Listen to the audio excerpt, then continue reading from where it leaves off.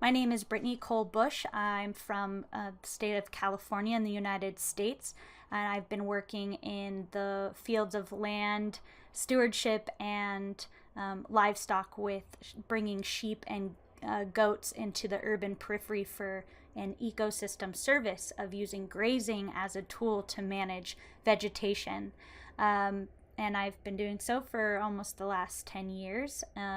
And I continue to look to work in this field to inspire some good impact on the ground, new businesses, and potentially bring along and invite new types of grazers into this work. With me came Guido Francini of True Grass Farms in Valley Ford, California, which is right above the San Francisco Bay in the North Bay, Marin County. Guido also is a next generation grazer. Both he and I don't have any agricultural background in our families for the last couple generations, so we represent a new kind of revival back into livestock. All right, so really our work, my initial interest in this work was inspired by the book The Art and Science of Shepherding, written and edited by Michel Murray in France and Fred Provenza, who both have come forward to mentor me on this journey and put us in touch with a lot of individuals that we were able to meet. It's really through this question of understanding what programs are out there in the world that are training folks in this ancient vocation into a modern day context. And that really the question is can a program like this in the Western United States exist, and how would it fit into our context? And that question really was what inspired our interest in going out and seeing how it's being done elsewhere. So what we'd like to do is share with you the content of our report that we produced, and it will be available to all of you who've signed up to watch this webinar. And so this will give you a little bit of a visual experience of what we observed in our research. I appreciate both Michelle and Fred and all of the folks they put us in touch with to have such a full experience and really successful in obtaining the research and the inspiration that we were out in Spain and France to get. Again, our research was aimed to understand these vocational programs that are creating a new workforce in this field of animal husbandry and land management and pastoralism. This was our route. We initially landed in Barcelona and headed to the Basque region up into the Haute-Pyrénées. I'm going to not be too successful in translation, so please forgive me for those of you who speak all the variety of languages we came across in our journey. We went into the Pyrenees and then headed up north up into the Alps region. And then traversed back down through what is the Provence region of France, and followed our way south through Catalonia and back to Barcelona. Guido and I traveled in an old VW van, and so we were able to really get an understanding of the landscape through our camping, but then also being taken into the homes of a lot of individuals who are associated with the schools and farmers and pastoralists and connections that we've made along our way. Our primary goal was to analyze the structures of these programs and the curriculums that are used to train these professional grazers and producers of dairy, meat, and fiber products. And what we found is really this work is incredibly important to the cultural preservation of each of these regions, and how unique and individual the contexts are of these different places. We collected data, schedules, curriculums, understanding statistics of demographics of each of these schools.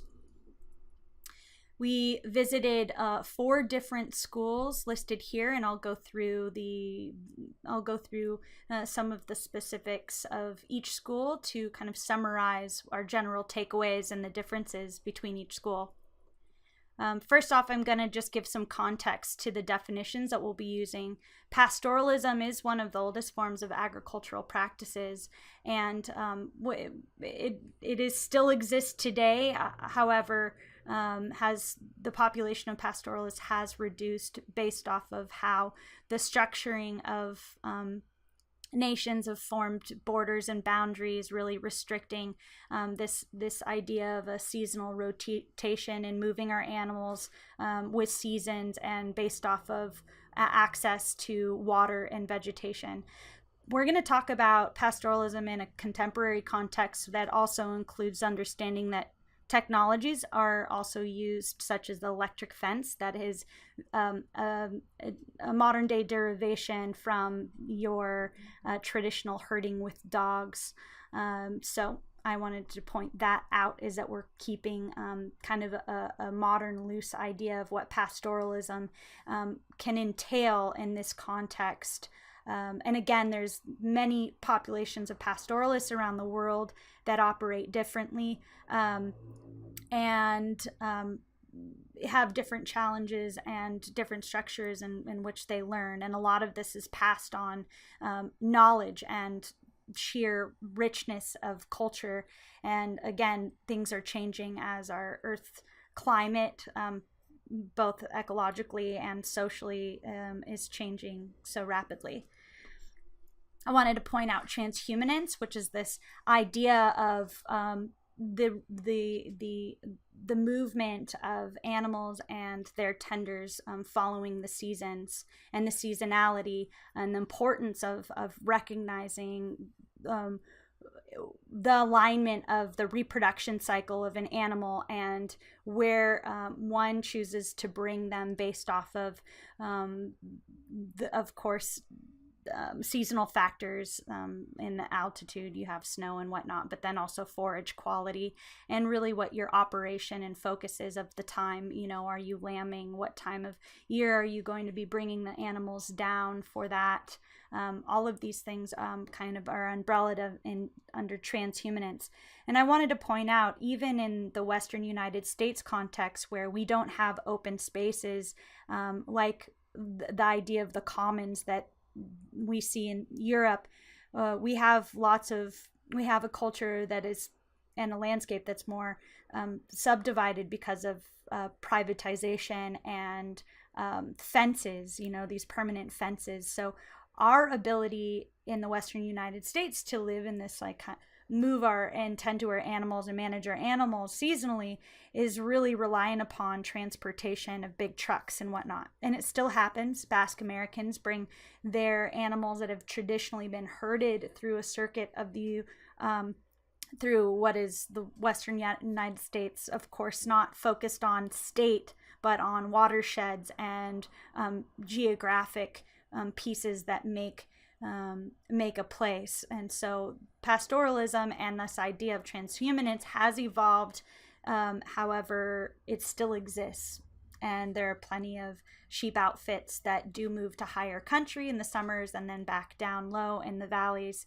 And this is in reflection of really how animals in the wild and cloven hooved animals move based on the seasons of reproduction and such. So transhumanance, we're also going to speak a little bit about within the context of these schools. What we found is that the breeder, producer, farmer, the owner of the animals, can be different from the shepherd or the herder, or the tender rather, and that the shepherd actually gets hired by the producer or breeder or farmer. All of these words are used kind of interchangeably and kind of different within each language and region. They're either called producer or farmer or breeder. But then the shepherd and the herder are those who are hired and employed for the management of these animals based on the seasons and the demands and necessities for vegetation at different times of year.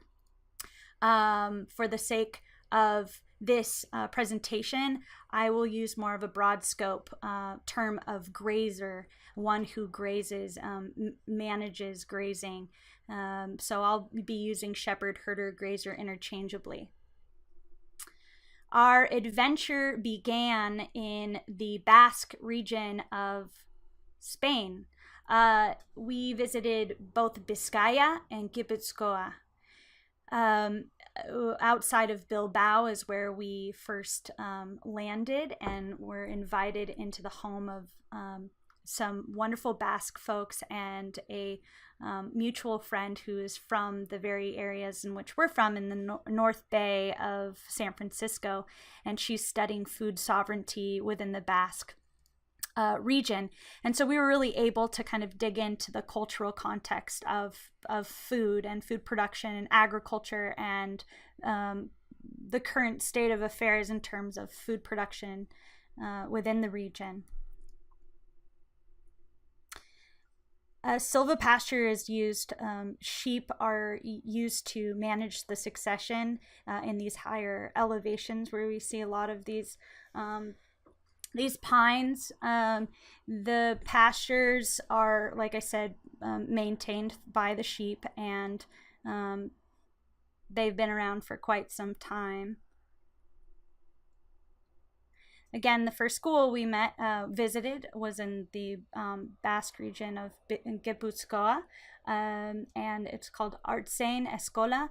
The purpose of this particular school is really focused on the technical skill sets to produce the regional cheese from the heritage breed, the Lacha.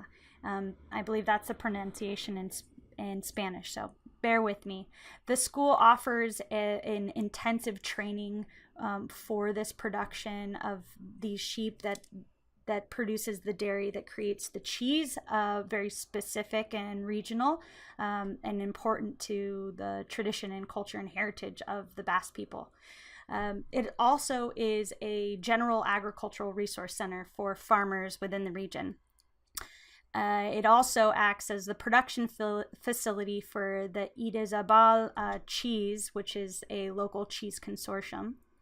Hazi is an organization that supports the school in partnership with the Franciscan Brotherhood that owns the land that the school is on. The duration of the program is about 6 months. There's technical training within a classroom type of setting, and then 16-week practical training that brings students from the very beginning, all of the aspects of animal husbandry, production of sheep and nutrition and reproduction, into the cheese production, and then also into the cheese making, and finally into some of the economics. You can see a little bit more of their curriculum. I did want to point out that the cohorts are at about 14 trainees per cohort. The average age is around 27. There has been seen an increase of women applicants over the years. However, they maintain to be around 22% of the trainees. Again, the emphasis is really on the production of the Lacha sheep, and the financial support and structure is through Hazi, which is the regional rural development agriculture education organization, and also the support of the Franciscan Brotherhood. The success rate is around 63% of all graduates who come through who remain to be sheep producers or somehow affiliated with the industry as either technical support or employees of producers. We were able to interview an administrator, Baptiste Otiagi, and he's one of the lead coordinators who was able to really give us a nice tour of the facilities. There are barn facilities, there's a cheese making facility, there a dairy parlor, and aging dairy aging rooms for the cheese, and then also a tourist center for education and to buy product. Here you see indoor feeding. There's actually a conveyor belt that really helps to ration the feed of the Laksha sheep. The genetics have been very strongly preserved in the region, and as you can see, these are mama ewes. They have a tight breeding program. They supplement babies that have any issues with their moms. Any bummers are taken care of to keep their production high. They have a state-of-the-art milking parlor. This was designed and manufactured in France, and Bautis was really proud of this technology that has been used to really create such an amazing product that's been a very important regional aspect of their culture through this cheese. Bringing technology into this production has been very important in its in the evolution of this industry. Here you have a aging cheese. Bautis really explaining all of these things, and fortunately he derived from Basque, speaking Basque to speaking Spanish, so I was able to really catch on. And we also, part of this was visiting producers of the Laksha sheep. They are a coarse wool sheep, but primarily used for dairy. We didn't experience much of the lamb being used for meat production. Primarily dairy, and no understanding of the uses of the coarse wool. Management of the sheep here are generally in these permanent fence lines. I didn't see much of the rotation within electric fence lines. However, these animals were not meant to stay here long. This was at one of the farms of the cheese consortium. This is Idioa Aparicio and her husband Ricardo Miras Garcia. They're Laksha sheep and cheese producers. Their farm is called Aritzi in Musquis, Vizcaya, and they are a part of the Idiazabal Origin Cheese Consortium and award winners in their incredible product. Also, we visited Felix Odruya, who's also a sheep and dairy producer for Idiazabal and is on the board for the school as well. He showed us a lot of the interesting things about his production. He uses a regionally produced seed, and he extracts the oils and uses the what is produced out of this whole process to use as the fuel for a lot of his machinery in his production. He invited Guido and I into his home to eat and share food with him and his family, and he shared with us and gifted us this beautiful book that really shows the incredible bucolic and photographic history and storytelling of this region. Of course, the best way to get to know folks is to sit down and share food, and that was definitely something Guido required, is that the best, more importantly than our formal surveys, was that we got to break bread and really try to understand each other and our cultures and where we're coming from, and realizing that it's really the camaraderie and the love that we all share and passion for animals and working on the land and producing food and fiber. Those things were really important and significant to our work, was that connection. This is some of the images from the beautiful book that Felix gifted us. You can see this work from Gemma Arud Gaeta. Oh my goodness, basket's hard, guys. She just does such an excellent job of portraying visually this incredible culture that has been intact. Again, more information about this particular breed and how it has evolved